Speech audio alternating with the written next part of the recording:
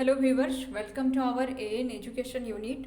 आज हम कुछ क्वेश्चंस को डिस्कस करेंगे। ये आपका आरएसटी और ओस्टेट दोनों के लिए, अगर आप आरएसटी के लिए प्रिपरेशन कर रहे हैं तब भी ये आपके लिए अच्छा वीडियो है, और अगर आप ओस्टेट के लिए प्रिपरेशन कर रहे हैं तब भी ये आपके लिए यूज़फुल है। तो देखिए क्वेश्चन नंबर 1 जो है, भ्रमर गीत सार किसके द्वारा संपादित है। क्वेश्चन नंबर 1 में आपसे पूछा गया कि भ्रमर गीत सार किसके द्वारा संपादित है। नंददास, सूरदास, रामचंद्र शुक्ल। देखिए, अगर यहाँ पर भ्रमर गीत सार की जगह पर अगर सिर्फ भ्रमर गीत होता तो हो सकता है बहुत सारे बच्चे सूरदास ऑप्शन को सही करते, लेकिन यहाँ पर दिया है भ्रमर गीत सार। तो ये फिर पूछा गया है आपसे कि भ्रमर गीत सार किसके द्वारा संपादित हुआ है। तो इसका सही ऑप्शन जो है रामचंद्र शुक्ल होगा। क्वेश्चन नंबर 1 का सही ऑप्शन जो है रामचंद्र शुक्ल, ऑप्शन सी सही है कि भ्रमर गीत सार जो है ये रामचंद्र शुक्ल जी के द्वारा संपादित हुआ है। अब देखिए रामचंद्र शुक्ल जो है, तो इस तरह से क्वेश्चन आपका आएगा, क्योंकि यहाँ पर देखिए हमारे सिलेबस में सूरदास जी भी है और रामचंद्र शुक्ल भी है। तो इस तरह से क्वेश्चन जरूर आएगा जहाँ पर आप लोग कंफ्यूज हो सकते हैं कि ये रामचंद्र शुक्ल होगा या सूरदास होगा। तो इस तरह का क्वेश्चन को प्रैक्टिस करके रखिए, बहुत चांसेस है कि ये आएगा। क्रोध निबंध के, अब देखिए रामचंद्र शुक्ल जो है हमारे सिलेबस में, रामचंद्र शुक्ल जी का जो निबंध है क्रोध निबंध है। तो क्रोध निबंध के लेखक रामचंद्र शुक्ल जी मनोविकारात्मक निबंधकार हैं। इस निबंध में आचार्य शुक्ल ने क्रोध की उत्पत्ति, क्रोध की आवश्यकता, क्रोध का स्वरूप, क्रोध का लक्ष्य, क्रोध और चिड़चिड़ापन आदि की विवेचना की है। तो यहाँ पर देखिए जो रामचंद्र शुक्ल जी हैं, जिससे अभी जो हम क्वेश्चन किए हैं, क्या क्वेश्चन था हमारा कि भ्रमर गीत सार को संपादित करने वाले कौन हैं, तो वो थे रामचंद्र शुक्ल। लेकिन यहाँ पर जो हमारे सिलेबस में दिया गया है क्रोध निबंध, वो रामचंद्र शुक्ल जी का ही है। तो क्रोध निबंध के लेखक रामचंद्र शुक्ल जी मनोविकारात्मक निबंधकार हैं। ठीक है, तो रामचंद्र शुक्ल जी का निबंध क्रोध जो है किस तरह का निबंध है, मनोविकारात्मक निबंध है। ये आपसे पूछा भी गया था इसी बार का एग्जाम में। इस निबंध में आचार्य शुक्ल ने क्रोध की उत्पत्ति, क्रोध की आवश्यकता, क्रोध का स्वरूप, क्रोध का लक्ष्य, क्रोध और चिड़चिड़ापन आदि की विवेचना की है। तो इस निबंध में, यानी कि क्रोध निबंध में, आचार्य शुक्ल ने क्रोध की उत्पत्ति मतलब क्रोध की सृष्टि, क्रोध की आवश्यकता, सामाजिक जीवन में हमें क्रोध की आवश्यकता क्या है, क्रोध का स्वरूप कैसा होता है, क्रोध का लक्ष्य क्या है, क्रोध और चिड़चिड़ापन आदि की विवेचना की है। ठीक है, तो क्रोध निबंध को अगर आप पढ़िएगा, ये सारा चीज़ आपको मिलेगा कि क्रोध की उत्पत्ति के बारे में रामचंद्र शुक्ल ने क्या कहा है, उसकी आवश्यकता कैसी रही, उसका स्वरूप क्या है, क्रोध का लक्ष्य क्या होता है, और उसके साथ साथ चिड़चिड़ापन क्या है, वो सब कुछ हमें बताया गया है क्रोध निबंध में। क्रोध के जन्म के संबंध में निबंधकार का कथन है कि क्रोध का जन्म चेतन के अनुमान से उत्पन्न होता है।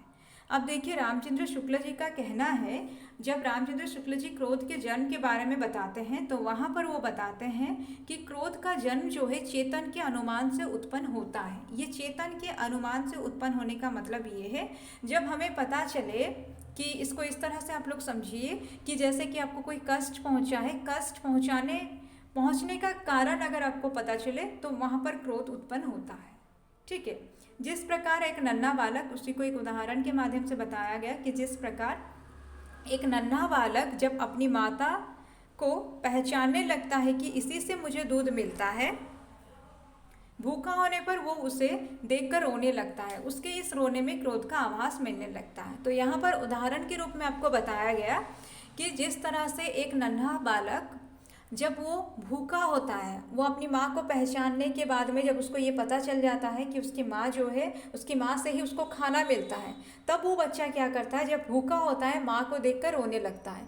वो जो रोता है वो सिर्फ अपने तकलीफ को नहीं जाहिर कर रहा, बल्कि उसके जो रोने में यहाँ पर क्रोध का आभास भी मिलता है। ठीक है, इस हिसाब से रामचंद्र शुक्ल ने कहा कि जब हमें कष्ट पहुँचे और अगर हमें पता चले कि कष्ट इसके वजह से पहुँचा है या इस कारण से पहुँचा है, तब क्रोध उत्पन्न होता है। आगे देखिए, उन्होंने क्रोध निबंध में बताया, यदि क्रोध ना हो तो मनुष्य दूसरों के द्वारा पहुँचाए जाने वाले कष्टों की चीर निवृत्ति का उपाय ही ना कर सके। मतलब रामचंद्र शुक्ल जी यहाँ पर ये बताते हैं कि यदि क्रोध ना हो अगर मान लीजिए किसी मनुष्य के अंदर में क्रोध नहीं है, तो होता ये है कि उसको जो कष्ट पहुंचाया जा रहा है वो कष्ट का निवारण वो नहीं कर सकता। जो दूसरे से उसको कष्ट मिल रहा है वो कष्ट जो उसको बार बार मिलेगा उसका वो निवारण नहीं कर सकता, क्योंकि इसके अंदर में क्रोध नहीं है। ठीक है, इसलिए रामचंद्र शुक्ल बताते हैं कि क्रोध की आवश्यकता रहती है। आचार्य रामचंद्र शुक्ल जी का यह कथन इस बात की पुष्टि करता है कि क्रोध हमेशा नकारात्मक भाव लिए नहीं होता, बल्कि कभी कभी सकारात्मक भी होता है।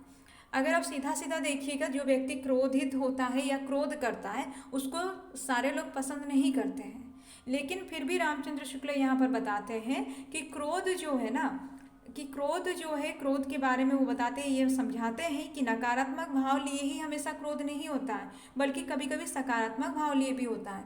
जैसे कि आपको किसी से दुख पहुंच रहा है, आपको किसी से कष्ट पहुंच रहा है, आप अगर वहाँ पर क्रोधित नहीं होइएगा, क्रोध अगर जाहिर नहीं कीजिएगा, तो ये कष्ट आपको बार बार पहुँचेगा। तो इसलिए यहाँ पर जो है सकारात्मक भाव लेकर आप क्रोध किए। आगे देखिए क्वेश्चन नंबर 2, वनाम लोड कर्जन के निबंधकार कौन है? ठीक है, वनाम लोड कर्जन के निबंधकार कौन है? बालमुकुंद गुप्त, बालकृष्ण भट्ट, चंद्रधर शर्मा गुलेरी। 2 नंबर क्वेश्चन अगर आप देखिएगा, सबसे पहले तो यहाँ पर देखिए जो चंद्रधर शर्मा गुलेरी है, ये आप लोगों को याद होगा, उसने कहा था हम पढ़े हैं चंद्रधर शर्मा गुलेरी जी का, लेकिन ये सिलेबस में नहीं है तो इसको पढ़ने का कोई ज़रूरत नहीं है। बालमुकुंद गुप्त और बालकृष्ण भट्ट में से अगर आप देखिएगा, बनाम लोड कर्जन के निबंधकार जो है बालमुकुंद गुप्त जी हैं। ए ऑप्शन आपका सही है। प्रस्तुत व्यंग्यात्मक लेख यानी कि बालमुकुंद गुप्त ने जो लिखा है बनाम लोड कर्जन, वो एक व्यंग्यात्मक लेख है। ठीक है, व्यंग्यात्मक लेख है, ये याद रखिए। आपसे सवाल पूछा जा सकता है कि बनाम लोड कर्जन निबंध जो है वो कैसा निबंध है। गुप्त जी लॉर्ड कर्जन को संबोधित करते हुए कहते हैं, तो इस निबंध में यानी कि बनाम लॉर्ड कर्जन निबंध में बालमुकुंद गुप्त जी ने किसको संबोधित किया है? लॉर्ड कर्जन को संबोधित किया है। संबोधित करते हुए कहते हैं कि उन्हें इस देश का वायसराय बनकर आए 5 वर्ष होने वाले हैं और उन्होंने अब तक इस देश के हितार्थ कोई भी कार्य नहीं किया है। तो बालमुकुंद गुप्त जी ये कहते हैं लॉर्ड कर्जन से कि उनको वायसराय बने हुए, यानी कि लॉर्ड कर्जन को वायसराय बनकर आए हुए 5 वर्ष हो गए हैं। कितने वर्ष हुए हैं? 5 वर्ष हो गए हैं, लेकिन अभी तक उन्होंने देश के हित के लिए कोई भी कार्य नहीं किया है। ठीक है, इसी का वर्णन आपको मिलेगा बनाम लोड कर्जन में। क्वेश्चन नंबर 4 देखिए, कृष्ण गीतावली किसकी रचना है? कृष्ण गीतावली आपसे पूछा गया है सूरदास, गुरु नानक, तुलसीदास, घनानंद। ये कृष्ण गीतावली भी आपसे पूछा गया था। कृष्ण गीतावली, बहुत सारे बच्चे यहाँ पर इस तरह से कंफ्यूज होते हैं कि सूरदास जो है वो कृष्ण भक्त कवि हैं, तो कृष्ण गीतावली भी सूरदास लिखे होंगे, लेकिन ऐसा नहीं है। सूरदास ने नहीं लिखा है कृष्ण गीतावली। कृष्ण गीतावली लिखने वाले हैं तुलसीदास। ठीक है, 4 नंबर क्वेश्चन जो दिया है, कृष्ण गीतावली किसकी रचना है, इसका अगर आप आंसर देखिएगा तो तुलसीदास होगा। कृष्ण गीतावली लिखने वाले हैं तुलसीदास।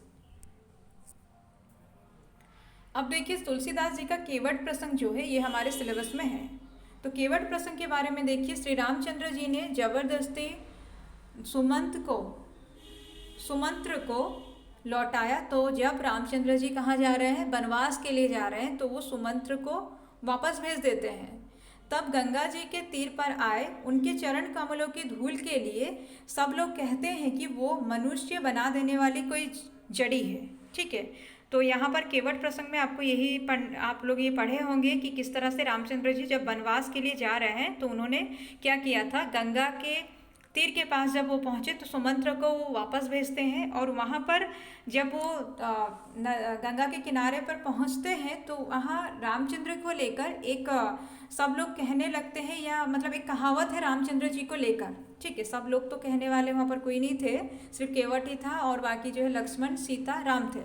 लेकिन वहाँ पर क्या दिया गया है कि रामचंद्र को लेकर ये कथन प्रचलित है कि उनके चरण कमलों की धूल के लिए सब लोग ये कहते हैं कि वो मनुष्य बना देने वाली कोई जड़ी है। मनुष्य बना देने वाली कोई जड़ी मतलब रामचंद्र का चरण का धूल अगर कहीं पर लग जाए वो इंसान में बदल जाता है, वो जो भी जिसमें पैर का धूल लगता है, और इंसान में किस तरह से एक स्त्री बन जाती है वो।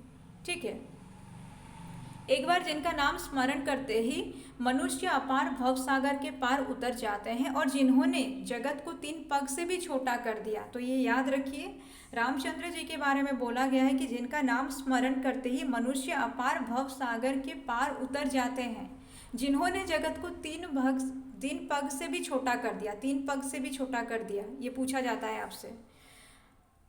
वही कृपालु श्री रामचंद्र जी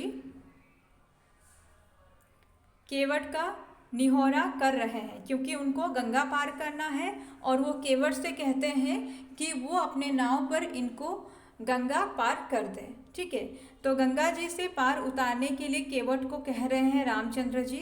और यहाँ पर 2 ही पग में त्रिलोकी को नाप लिया था। किसने नाप लिया था? रामचंद्र जी ने। और यहाँ पर और एक चीज़ बोला गया है कि जगत को 3 पग से भी छोटा कर दिए थे। कौन? रामचंद्र जी। इसके बाद देखिए नेक्स्ट क्वेश्चन, तुलसीदास कैसे कवि माने जाते हैं? ठीक है, क्वेश्चन नंबर 5 में आपका दिया है तुलसीदास कैसे कवि माने जाते हैं? रहस्यवादी, छायावादी, अलगाववादी, समन्वयवादी। तो तुलसीदास जी के बारे में बोला गया है कि तुलसीदास जी कैसे कवि हैं। तो यहाँ पर अगर आप देखिएगा सही ऑप्शन आपका होगा समन्वयवादी। तुलसीदास जी जो है वो समन्वयवादी कवि हैं।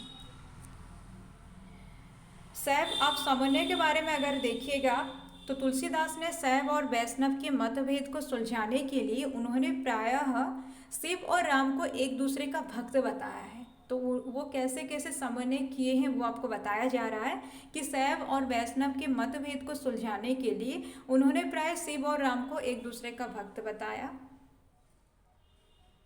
सामाजिक धरातल पर तुलसीदास ने पुरुष और नारी में विभिन्न वर्णों में समन्वय का प्रयत्न किया। और सामाजिक स्तर पर उन्होंने किसका वर्णन किन किन के बीच में समन्वय किया? पुरुष और नारी के बीच में। पारिवारिक धरातल पर पिता और पुत्र के बीच, भाई भाई के बीच, माँ और पुत्र के बीच आदि स्तरों पर समन्वय किया। और पारिवारिक धरातल पर अगर आप देखिएगा जो तुलसीदास जी हैं उन्होंने पिता और पुत्र के बीच में समन्वय किया, भाई और भाई के बीच में समन्वय किया, माँ और पुत्र के बीच में समन्वय किया। तत्कालीन लोगों की मानसिकता को लक्षित करते हुए उन्होंने भाग्य और पुरुषार्थ में, भोग तथा त्याग में भी समन्वय किया। तो याद रखिए ये तुलसीदास के बारे में बोला जा रहा है कि भाग्य और पुरुषार्थ में, भोग और त्याग में भी उन्होंने समन्वय किया। कहीं से कोई भी लाइन आपसे कोई भी लाइन को इनडायरेक्टली आपसे पूछा जा सकता है, इसलिए हर लाइन आपके लिए इम्पोर्टेंट है। पूरा अच्छे से अपना कंसेप्ट को क्लियर रखिए। राजनीतिक धरातल पर उन्होंने राजा और प्रजा के कर्तव्य का निर्धारण करते हुए दोनों के सम्यक संबंध की व्यवस्था कर राजा और प्रजा के बीच समन्वय स्थापित किया। तो तुलसीदास ने राजा और प्रजा के बीच में भी समन्वय स्थापित किया। जब वे नहीं, तो उनका एक पंक्ति देखिए, नहीं दरिद्र को दुखी न दीना। ये पंक्ति के माध्यम से उन्होंने आर्थिक स्तर पर भी समन्वय किया है। किसने किया है आर्थिक स्तर पर भी समन्वय? तुलसीदास ने। भाषा के धरातल पर भी उन्होंने संस्कृत और लोक भाषा का अद्भुत समन्वय किया। तो इसके साथ साथ हमें देखने को मिलता है कि संस्कृत और लोक भाषा का अद्भुत समन्वय करने वाले भी हैं तुलसीदास। समग्रतः तुलसीदास समन्वय की विराट चेष्टा करने वाले कवि हैं। ठीक है, इसलिए तुलसीदास को बोला जाता है कि समन्वय की विराट चेष्टा करने वाले कवि कौन है? तुलसीदास है। ये इंपॉर्टेंट है, इसको याद रखिए कि समन्वय की विराट चेष्टा करने वाले कवि जो हैं ये तुलसीदास हैं। अब आप लोग मुझे बताइए कमेंट के थ्रू कि किसने कहा था तुलसीदास जी को कि तुलसीदास जो है समन्वय की विराट चेष्टा करने वाले कवि हैं।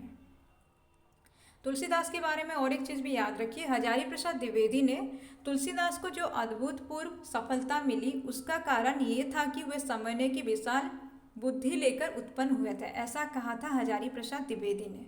ठीक है, हजारी प्रसाद द्विवेदी ने तुलसीदास को कहा था कि तुलसीदास को जो अभूतपूर्व, मतलब तुलसीदास के बारे में ये हजारी प्रसाद द्विवेदी कहते हैं कि तुलसीदास को जो अभूतपूर्व सफलता मिली उसका कारण यह था कि वे समन्वय की विशाल बुद्धि लेकर उत्पन्न हुए थे। ठीक है, ये कौन कहते हैं? हजारी प्रसाद द्विवेदी कहते हैं। और अद्भुतपूर्व सफलता उनको इस वजह से मिली है क्योंकि उनमें समन्वय की विशाल बुद्धि थी। क्वेश्चन नंबर 6 देखिए, तुलसीदास की भाषा कौन सी है? अब तुलसीदास की भाषा अगर आप देखिएगा तो इसका सही ऑप्शन जो है आपका हो जाएगा, यहाँ देखिए अवधि दिया है, ब्रज दिया है, उपयुक्त दोनों यानी कि ए और बी 2 ऑप्शन सही है, और उपयुक्त कोई नहीं, मतलब कोई भी ऑप्शन सही नहीं है। अगर 6 नंबर क्वेश्चन आप देखिएगा तो आपका सही ऑप्शन जो है सी होगा, क्योंकि तुलसीदास जी की भाषा जो है वो अवधी भी है, ब्रज भी है। वो अवधी और ब्रज दोनों का इस्तेमाल करते हैं। और अगर आप देखिएगा रामचरितमानस जो है उसमें जो मतलब रामचरितमानस को अगर आप देखिएगा इसमें जो भाषा का इस्तेमाल किए थे वो अवधी भाषा का इस्तेमाल किए थे। तो तुलसीदास द्वारा 16वीं सदी में रचित प्रसिद्ध महाकाव्य है रामचरितमानस। समय है 16वीं सदी। इसके नायक मर्यादा पुरुषोत्तम श्री राम है। इसमें 7 कांड है जो बाल कांड से आरंभ होकर उत्तर कांड में अंत हुआ है। कहाँ से आरंभ है? बाल कांड से आरंभ होकर उत्तर कांड में अंत हुआ है। सबसे बड़ा कांड जो है वो आपका बाल कांड होगा और सबसे छोटा कांड जो है किष्किंधा कांड होगा। उम्मीद है आप लोगों को यहाँ तक समझ में आया होगा जो मैं समझा रही हूँ। ये कवि के ऊपर में भी थोड़ा हम डिस्कस इसलिए कर रहे हैं ताकि अगर कवि परिचय से क्वेश्चन आता है तो फिर आप लोगों का मार्क्स नहीं कटेगा। ठीक है, आगे देखिए क्वेश्चन नंबर 7।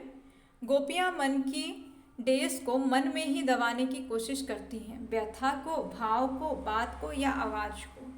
तो 7 नंबर क्वेश्चन अगर आप देखिएगा, भ्रमर गीत आप लोग पढ़े होंगे। तो गोपियाँ मन की व्यथा को मन में ही दबाने की कोशिश करती रहती हैं।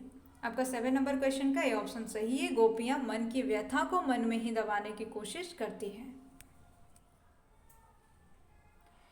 सूरदास, देखिए सूरदास के बारे में देखिए, ये जो भ्रमर गीत आपका है ये सूरदास ने ही लिखा है। तो सूरदास ने जो लिखा है भ्रमर गीत, सूरदास का भ्रमर गीत, इसमें प्रथम 9 अध्याय संक्षिप्त है पर दसम स्कंद का बहुत विस्तार हो गया है। इसमें भक्ति की प्रधानता है। तो दसम स्कंद अगर आप देखिएगा इसमें भक्ति की प्रधानता है और काफ़ी विस्तारित रूप में भी है। इसके 2 प्रसंग कृष्ण की बाल लीला और भ्रमर गीत प्रसंग अत्यधिक महत्वपूर्ण है। तो कृष्ण की बाल लीला और आपका भ्रमर गीत प्रसंग, इसको बोला गया है अत्यंत महत्वपूर्ण बताया गया है। तो ये जो अत्यधिक महत्वपूर्ण पाठ है आपका कृष्ण की बाल लीला और भ्रमर गीत जो है, ये दोनों ही हमारे सिलेबस में है। इसके लेखक कौन है या इसके कवि कौन है? सूरदास जी हैं। अब आगे देखिए, भ्रमर गीत प्रसंग अत्यधिक महत्वपूर्ण है। ये तो दिया गया कि भ्रमर गीत प्रसंग और आपका कृष्ण की बाल लीला जो है ये बहुत महत्वपूर्ण है और ये दोनों को हमारे सिलेबस में भी रखा गया है। इसके विषय में आचार्य शुक्ल ने कहा है कि सूरसागर का सबसे मर्मस्पर्शी और वाग्वेद्य पूर्ण अंश भ्रमर गीत है। ठीक है, कौन बोलते हैं ये भी याद रखिए। हो सकता है इस तरह से क्वेश्चन आए, क्योंकि इस तरह का क्वेश्चन हर एग्जाम में आता है। आरएसटी में नहीं आ रहा था, इस बार जैसे क्वेश्चन बना है, फिर आगे कैसा आएगा वो तो पता नहीं है। तो इसको भी याद रखिए, रामचंद्र शुक्ल ने कहा है। आगे देखिए क्वेश्चन नंबर 8। गोपियों के अनुसार श्री कृष्ण ने क्या पढ़ लिया है? ठीक है, गोपियों के अनुसार श्री कृष्ण ने क्या पढ़ लिया है? विज्ञान, राजनीति, उपदेश, शास्त्र। तो 8 नंबर क्वेश्चन अगर आप देखिएगा यहाँ पर जो दिया है कि गोपियों के अनुसार श्री कृष्ण ने क्या पढ़ लिया है, तो यहाँ पर सही ऑप्शन बी होगा। गोपियों के अनुसार श्री कृष्ण ने राजनीति पढ़ लिया है। गोपियों ने भ्रमर को प्रतीक बनाकर उद्धव और, तो देखिए गोपियों ने भ्रमर को प्रतीक बनाकर उद्धव और कृष्ण पर जो व्यंग किए एवं उपालंब दिए उसी को भ्रमर गीत के नाम से जाना जाता है। तो यहाँ पर देखिए गोपियों ने भ्रमर को प्रतीक बनाकर उद्धव और कृष्ण पर जो व्यंग किए या उपालंब दिए उसी को भ्रमर गीत के नाम से जाना जाता है। भ्रमर गीत क्या है, यहाँ पर संक्षिप्त रूप में आपको बताया गया कि गोपियाँ जो है भ्रमर को प्रतीक बनाकर उद्धव और कृष्ण पर जो व्यंग कर रही हैं उसी को यहाँ पर भ्रमर गीत के नाम से जाना जाता है। भ्रमर गीत प्रसंग में निर्गुण का खंडन, सगुण का मंडन तथा ज्ञान एवं योग की तुलना में प्रेम और भक्ति को श्रेष्ठ ठहराया गया है। ये काफ़ी इंपॉर्टेंट है, इसको बहुत अच्छे से याद रखिए, समझ के रखिए कि भ्रमर गीत प्रसंग में निर्गुण का खंडन किया गया है, सगुण का मंडन किया गया है। ठीक है, निर्गुण कौन था? उद्धव था। सगुण कौन है? गोपियाँ जो है सगुण थी। तो यहाँ पर निर्गुण का खंडन किया गया है और खंडन करने वाले कौन थे? यहाँ पर तो गोपियाँ को ही बताया गया है। और सगुण का मंडन हुआ है। ज्ञान एवं योग की तुलना में प्रेम और भक्ति को श्रेष्ठ ठहराया गया है। ठीक है, ज्ञान और योग की तुलना में प्रेम और भक्ति को श्रेष्ठ ठहराया गया है। किसमें? भ्रमर गीत में।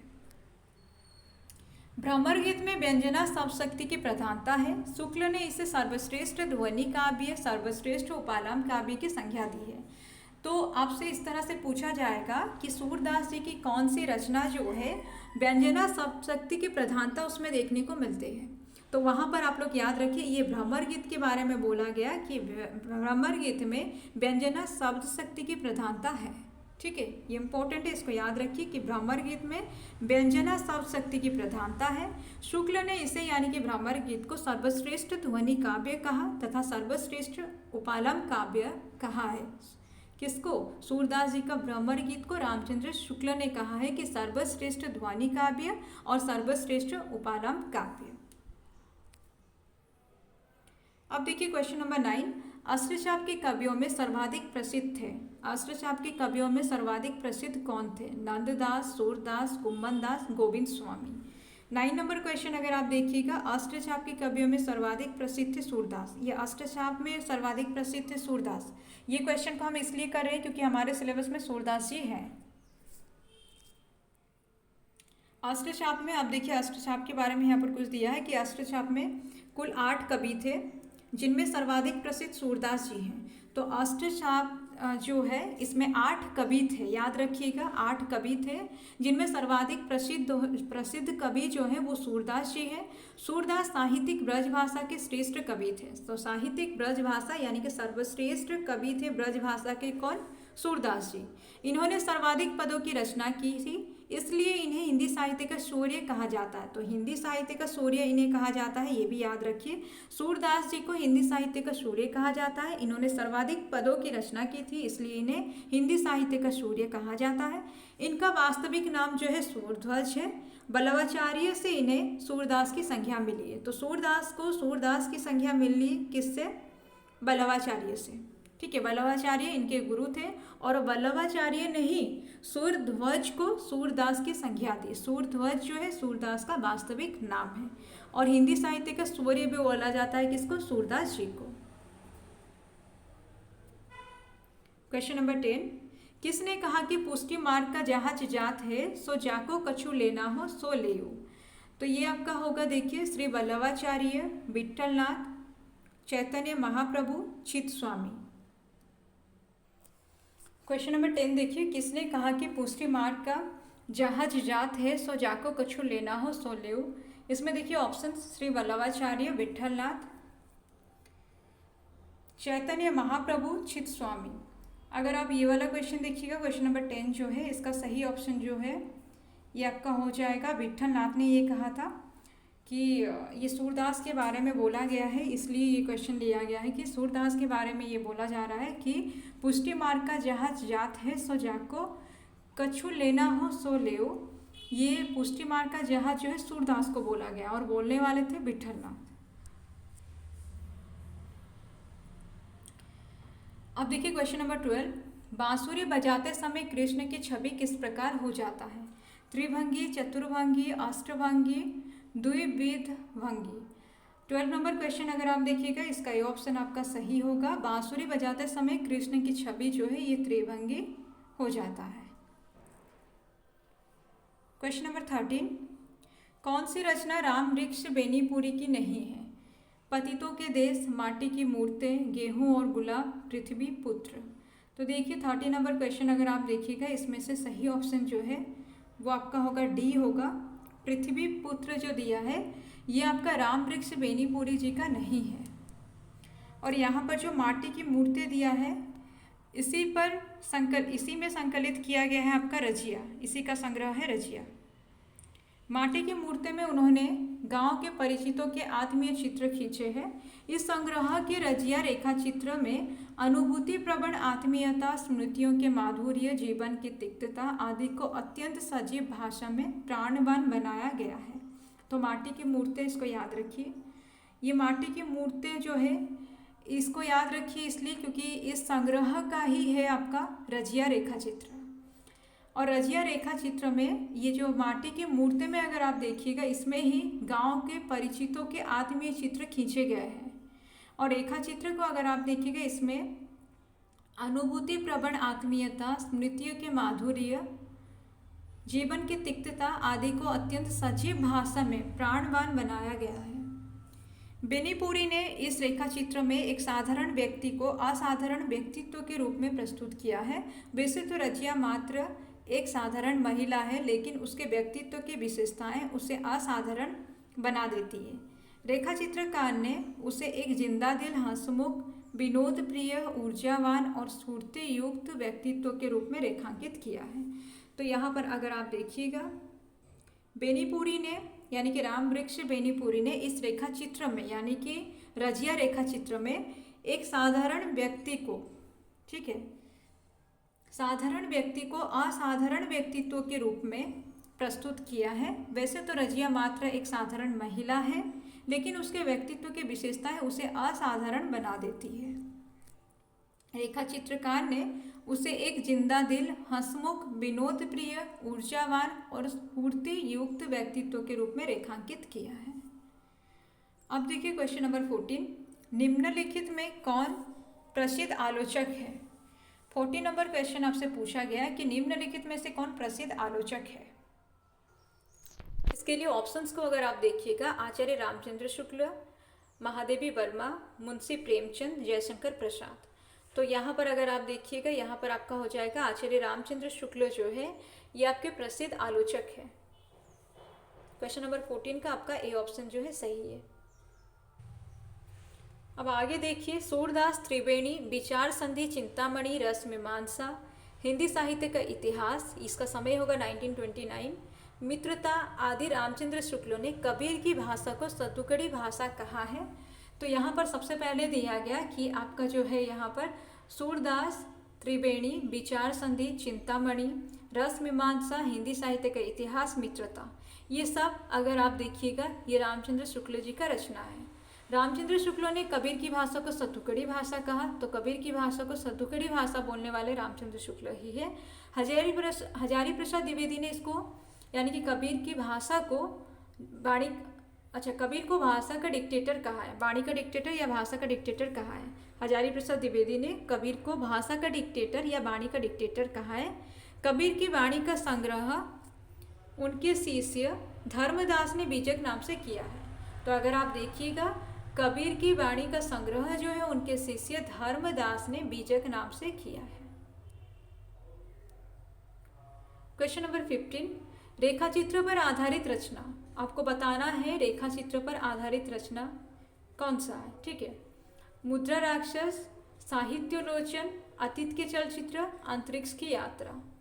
15 नंबर क्वेश्चन अगर आप देखिएगा, यहाँ पर रेखाचित्र पर आधारित रचना आपसे पूछा है, तो आपका सी ऑप्शन जो है सही होगा, अतीत के चलचित्र। और अतीत के चलचित्र किसकी कृति है, ये हो जाएगा आपका जो महादेवी वर्मा जी है उनकी कृति है, अतीत के चलचित्र। अब देखिए महादेवी वर्मा जी का जो गौरा जो रेखा चित्र है ये हम पढ़े हैं। तो गौरा महादेवी वर्मा द्वारा रचित संस्मरणात्मक रेखा चित्र है। इसमें लेखिका ने गौरा नामक गाय का सजीव चित्रण किया है। गाय के नेत्रों में हिरण के नेत्र जैसा विस्मय न होकर आत्मीय विश्वास रहता है, ये बताया गया है गौरा रेखा चित्र में। तो गौरा जो रेखा चित्र है इसमें महादेवी वर्मा द्वारा रचित ये संस्मरणात्मक रेखा चित्र है, मतलब संस्मरण और रेखा चित्र दोनों के अंतर्गत आएगा आपका गौरा। इसमें लेखिका ने गौरा नामक गाय का सजीव चित्रण किया है। गाय के नेत्रों में हिरण के नेत्रों जैसा विस्मय न होकर आत्मीय विश्वास रहता है। तो गाय के नेत्रों में हिरण के नेत्रों जैसा विस्मय न होकर आत्मीय विश्वास रहता है, मतलब यहाँ पर बताया जा रहा है हिरण के नेत्रों में विस्मय होता है और गाय के नेत्रों में आत्मीय विश्वास होता है। याद रखिएगा, हो सकता है आपसे पूछ दे हिरण के नेत्रों में क्या होता है, विस्मय होता है, और गाय के नेत्रों में आत्मीय विश्वास होता है। गौरा को जब आप पढ़िएगा आपको ये समझ में आएगा। अब देखिए मानवीय संवेदना। मानवीय संवेदना का चित्रण मिलेगा आपको गौरा में। रेखा चित्र में मानवीय संवेदना का अच्छा चित्रण है। जब गौरा अस्वस्थ हो गई और उसने खाना कम कर दिया तो महादेवी की उसके प्रति संवेदना अधिक बढ़ गई। ठीक है, यहाँ पर अगर आप रेखा चित्र को पढ़े होंगे आपको पता है कि किस तरह से उसको सुई खिला दिया जाता है, जिस वजह से गौरा जो है बीमार पड़ जाती है और उस समय वो खाना कम कर देती है और महादेवी की उसके प्रति संवेदना अधिक बढ़ जाती है। जब महादेवी जी को पता चलता है कि गौरा की स्थिति अच्छी नहीं है तो गौरा के प्रति उनके मन में जो संवेदना है वो और अधिक बढ़ जाती है। वे उसे रात में कई बार देखने जाती। जब उसके प्राण निकलने लगे तो उनका हृदय रो पड़ा। तो रात में भी उठकर बार बार जाती थी देखने के लिए गौरा को महादेवी वर्मा। और महादेवी वर्मा का ही कहना है कि वो चाहती थी कि जो अंतिम समय जो है गौरा का, यानी कि प्राण निकलने का समय में जैसे वो उसके सामने उपस्थित रह पाए। और ऐसा ही हुआ। सुबह के टाइम पर, सुबह के 4 बजे के आसपास जब वो गई थी गौरा के पास, तो उनके ही पास में गौरा का जो प्राण निकले थे। और यहाँ पर काफ़ी मार्मिक वर्णन है कि जब गौरा का प्राण निकला था तब हृदय रो पड़ा था किसका? महादेवी वर्मा जी का। अब देखिए 16 नंबर क्वेश्चन, इंद्रजाल होना मुहावरे का अर्थ क्या है? ठीक है, इंद्रजाल होने का अर्थ क्या है? ये जो मुहावरा है इंद्रजाल होना, इसका क्या अर्थ है? आश्चर्य होना, भयभीत होना, धोखा देना। तो इंद्रजाल होने का मतलब क्या है? धोखा देना। ठीक है, आप लोग याद रखिएगा, ये एक मुहावरा है। इंद्रजाल होना जो दिया है ये एक मुहावरा है, उसका अर्थ होगा धोखा देना। अब इसके लिए एक उदाहरण देखिए, यहाँ पर एक उदाहरण दिया गया है। उदाहरण के रूप में देखिए, आपका करंट टाइम पर जो आप लोग फिल किए हैं उसी को यहाँ पर दिया गया है कि आरएसटी हिंदी की परीक्षा के प्रश्न पत्र को देखकर उम्मीदवारों को ऐसा प्रतीत हुआ मानो वो इंद्रजाल में फंस गए, है ना। सब यही कह रहे थे कि हमारे साथ धोखा हुआ, क्योंकि सिलेबस कुछ दिया गया था, क्वेश्चंस अलग तरह से आ गया, कोई पैटर्न को फॉलो नहीं किया गया था, है ना। तो उस हिसाब से अगर आप देखिएगा तो आप लोगों के हिसाब से ये होगा कि आरएसटी हिंदी की परीक्षा के प्रश्न पत्र को देखकर उम्मीदवारों को ऐसा प्रतीत हुआ मानो वे इंद्रजाल में फंस गए। अब देखिए यहाँ पर क्या है, मुहावरा और लोकोक्ति। बहुत सारे बच्चे का ये डाउट रहता है कि मुहावरा क्या है, लोकोक्ति क्या है, इन दोनों में अंतर क्या है। तो देखिए, मुहावरा शब्दों के ऐसे समूहों को कहते हैं या ऐसा वाक्यांश को कहते हैं जो अपने प्रचलित अर्थ को छोड़कर किसी दूसरे अर्थ को व्यक्त करें। तो मुहावरा के बारे में बोला गया, मुहावरा शब्दों के ऐसे समूहों को कहते हैं, शब्दों के ऐसे समूह या वाक्यांश को कहते हैं। वाक्यांश यानी कि वाक्य का एक अंश को कहते हैं जो अपने प्रचलित अर्थ को छोड़कर किसी दूसरे अर्थ को व्यक्त करे। मतलब जो शब्द आपको बोला जा रहा होगा, इंद्रजाल दिया गया था ना, तो इंद्रजाल का मतलब इंद्र का जाल नहीं होगा, बल्कि उसमें एक छुपा हुआ अर्थ है और उसको हमें समझना है कि धोखा, है ना। तो उसी तरह यहाँ पर आपको समझाया गया कि मुहावरा का मतलब ही यही है कि शब्दों के ऐसे समूह जिसमें प्रचलित अर्थ ना होकर दूसरे अर्थ को व्यक्त करता है वो। ठीक है, जो प्रचलित अर्थ उसका होगा वो उसका अर्थ नहीं है, बल्कि एक लाक्षणिक अर्थ होगा जिसको हम वो मुहावरा का अर्थ मानेंगे। तो ये रहा मुहावरा, जिसमें क्या होता है, प्रचलित अर्थ ना होकर लाक्षणिक अर्थ होता है। वहीं पर लोकोक्ति दिया है। लोकोक्ति क्या है? न जनसाधारण में प्रचलित उस कथन या उक्ति को कहते हैं। तो लोकोक्ति जो है ये याद रखिए, जनसाधारण में प्रचलित कथन या उक्ति है। ठीक है, जनसाधारण में प्रचलित कथन या उक्ति को हम लोकोक्ति कहते हैं, जिसका प्रयोग व्यंग करने तथा चुटकी लेने के लिए किया जाता है। किसी को व्यंगित करके कुछ बोलने के लिए लोकोक्ति का इस्तेमाल होता है, चुटकी लेने के लिए होता है, मतलब जैसे किसी का कुछ मजाक उड़ाकर कुछ बोलना, वैसा जगह पर हम क्या करते हैं, लोकोक्ति का इस्तेमाल करते हैं। और ये साधारण व्यक्ति का उक्ति होता है। ठीक है, साधारण में प्रचलित कथन या उक्ति को कहते हैं लोकोक्ति। क्वेश्चन नंबर 17, धर्मराज ने किससे कहा तुम्हारी रिटायर होने की उम्र आ गई है? तो धर्मराज ने किससे कहा कि तुम्हारी रिटायर होने की उम्र आ गई है? चित्रगुप्त, यमदूत, नारद। अगर आप 33 नंबर क्वेश्चन देखिएगा, आपका सही ऑप्शन जो है ए होगा। धर्मराज ने चित्रगुप्त से कहा कि तुम्हारा रिटायर होने का समय आ गया है। अब देखिए, हरिशंकर परसाई ने लिखा है भोलाराम का जीव। ठीक है, और याद रखिए भोलाराम का जीव एक कहानी है। हरिशंकर परसाई ने लिखा भोलाराम का जीव। भोलाराम का जीव एक कहानी है, एक व्यंग प्रधान कहानी है। इस कहानी में लेखक ने आधुनिक समाज में व्याप्त भ्रष्टाचार